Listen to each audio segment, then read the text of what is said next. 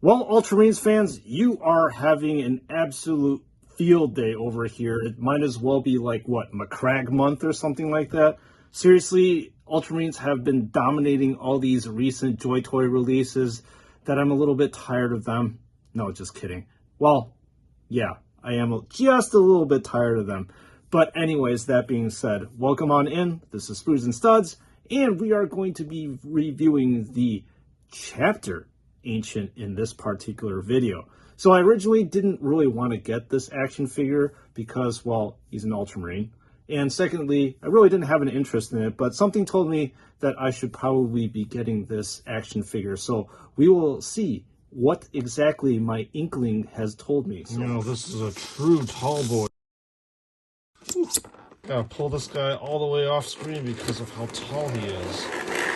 Speaking of how tall the banner is, time for the reveal. And now it is like peeling a layer of a delicious onion. There's a lot to unpack, so let's get right to it.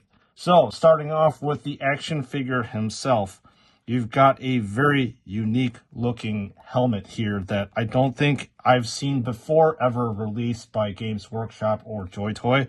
This is probably an exclusive to this action figure right here, and clearly it is because, well, he is a extreme veteran. This helmet is, like I said, very unique, and as I'm looking at it, you get to see these two eagles that are up here, and then the lenses are a very nice metallic red color, and these vents are actually very nicely shaded here. And as you actually look at this thing, this kind of reminds me of an eagle's beak. So this is very cool. And there's a ton of shading that's going on here within the recesses of this armor plate over here on the helmet. And then moving on to the pauldron of this action figure, you get to see this nice wreath that is right here.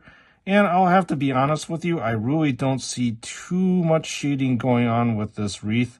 There's a little bit actually right here, but it's very light compared to what we have seen before.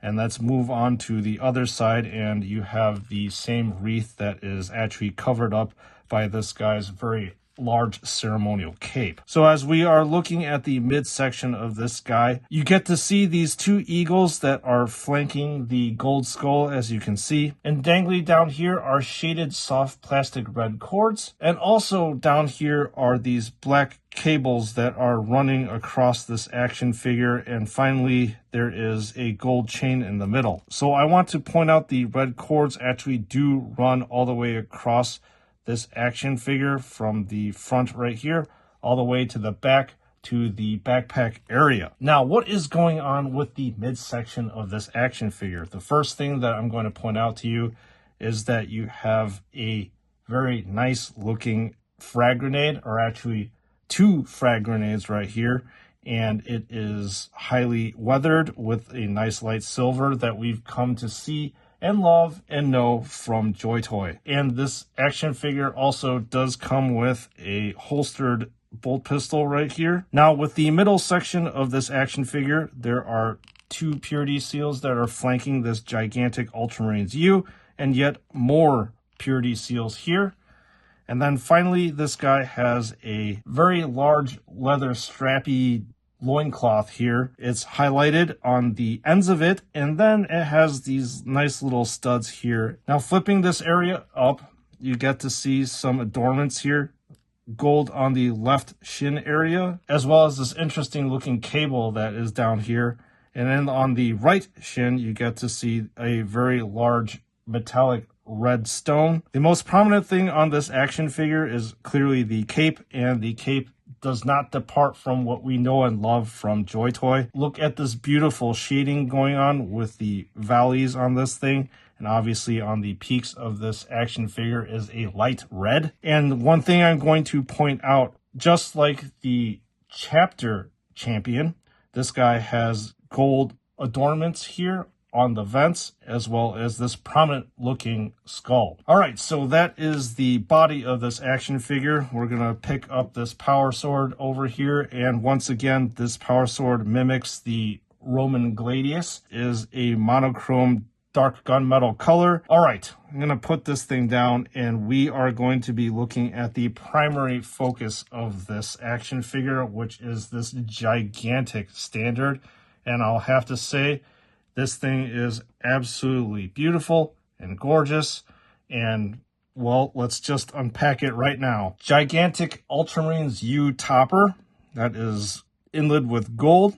And you have the Roman numeral 13 here. And then moving on down, you have the characteristic eagle's wings on both sides of this standard. And unfortunately, this actually doesn't seem to be shaded, which I kind of find surprising because most of these areas are shaded. And then attached to the top of this standard, you have, I suppose, a very long scroll on either side that's flanking it. And the scroll is also a soft plastic material. Adding on to the adornments, you have a tome, and the tome is clearly heavily shaded, as you can see between the pages of this book. Lots of shading going on all over the place. On this side is a bunch of scrolls, I believe, that have been rolled up, and the scrolls are, again, heavily shaded in the recesses of it, and it ends with a skull down here. All right, progressing on down, double Aquila, shaded, Roman numeral 13. And this is the main attraction here of this action figure, which, well, is this winged ultramarine that's standing over a gene stealer. So this banner says, "Our presence remakes the past," and it is once again etched into the plastic itself and shaded very clearly here. And the level of detail is gorgeous, and I'll have to say this is one of the most complex looking standards I have seen JoyToy make. And finally, rounding out the bottom of this is a very large and nicely printed Ultramarines name all across the banner. And there's a bunch of heraldry down here that I'm not sure exactly what it means, but it's also very, very cool looking. Let's flip over on the back to see if there's anything that we can see over here. Nope, it is a large piece of blue plastic. So I'm going to do a very, very quick comparison between the chapter champion versus the company champion over here. So this is the company champion from the heroes of the chapter. And you can clearly tell that the company champion is very drab looking compared to the chapter champion. As I have pointed out before, in the chapter versus company champion, the gold color that JoyToy is using here is what I really like. It is a true gold color that is very pronounced and jumps out. This is just more of a very light, kind of copper looking color. I'll have to say it's very, very plain compared to what you see over here. There's literally no adornments whatsoever on this action figure whatsoever. And you have a very generic skull with wings over here, whereas this guy is pronounced, unique, and very bold. I mean, look at the pauldrons too. The pauldrons are completely unique on this guy. Well, it's actually pretty unique on this guy too. However, it seems like to be a little bit more adorned.